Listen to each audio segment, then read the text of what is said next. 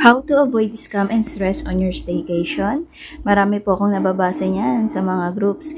Kaya pinili namin dito sa hotel na ito. Dito kami sa Grand West Side Hotel. Safe na safe po kayo dito guys. You can watch our vlog, Biggest Hotel near MOA, para sa room tour.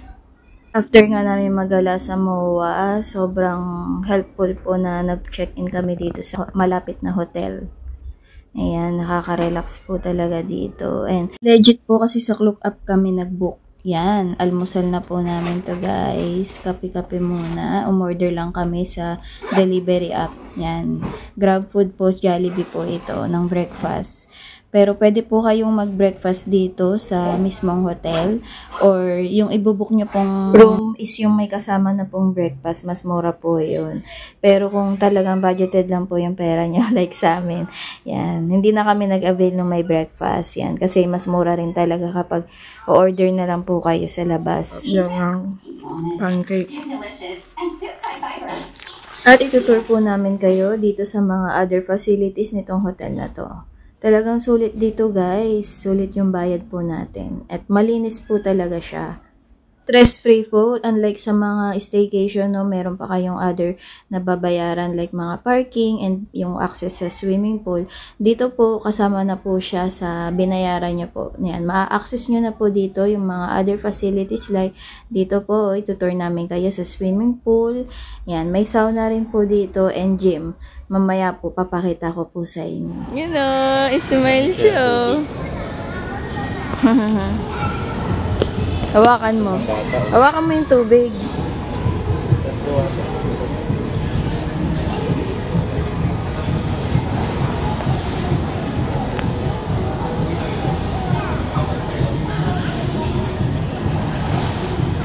Ayan, ang laki ng pool. Meron pa sa kabila. Ang laki rin ng pool, oh. Meron pa sa kabila, oh.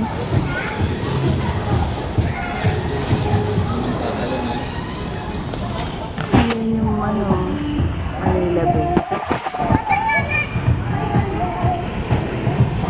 May bar din.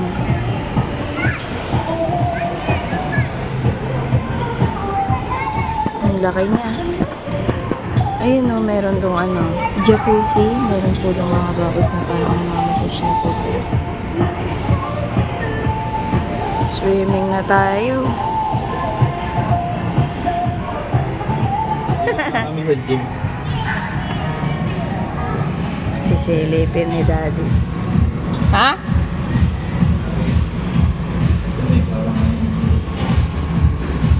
Ha? Magji-gym si Daddy. Sakto lang.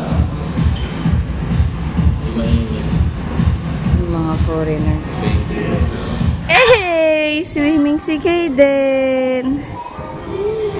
Ito yung kids pool. Yay! So, may jacuzzi.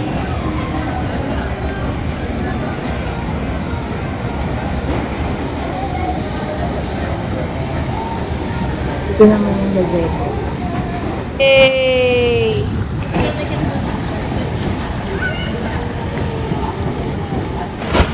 Naglagay akong shower cup kasi kakareban ko lang. Balik pa.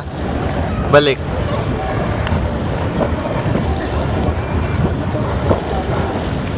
Yay! Inano niya yung bola, oh. Pinipigilan niya. Yay!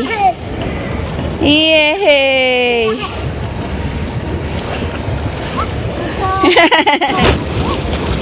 Inapakan niya kasi pag ginagano niya, maano sa mukha niya eh. Ito, may mga parang massage din siya.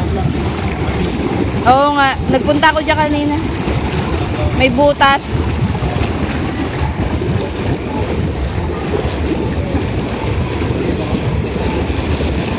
Ito rin po sa CR yung sauna. Yung sauna. Ayan, walang tao.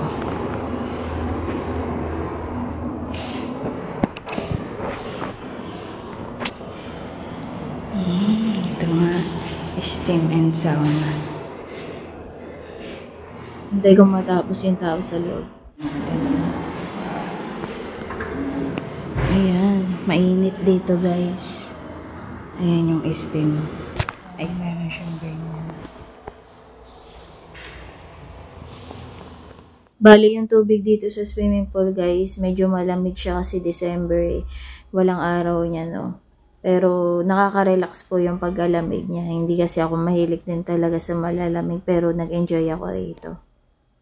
Saka si Kaden nga later on, nanginginig na siya pero sige pa rin siya sa swimming, ayaw paawat. Kaya sinulit namin itong morning guys, nag-swimming talaga kami. Dahil pa-check out na po kami niyan. 1 night lang po yung kinuha namin. Sayang nga kasi nung time na yan mura pa, sana nag 2 nights na pala kami. Ayan, check out time na kami. Yun lang po yung napansin ko dito no, na medyo mahaba po yung pila sa pag-check in and check out. Yan. Medyo mahaba kasi yung process nila, ini-scan pa po yung mga valid ID. Kailangan yung slip. Huwag niyo po yung kakalimutan guys no, per adult po, lahat po kailangan po ng valid ID. Saka itatago nyo po yung papel na ibibigay po nila for security deposit po. May mga wine sila dito kaya may cork cage po yung wine. Pero sa food naman po pwede po kayong magpasok.